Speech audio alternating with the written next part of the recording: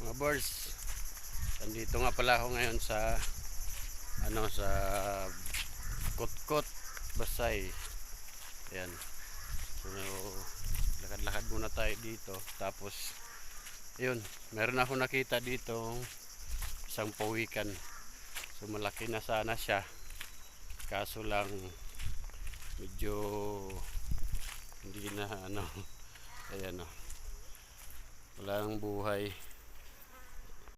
So ayan siya. Sayang, malaki na. Oh, sayang. Tumabi siya dito.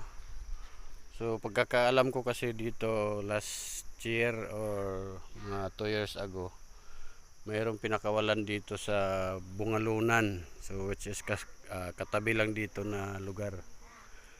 Doon lang sa kabila, doon sa kabilang barangay. May pinakawalan na mga maliliit pa na mga pawikan. So baka ito na yung isa sa mga kaya lang namatay. Tumabi dito, baka nangitlog to.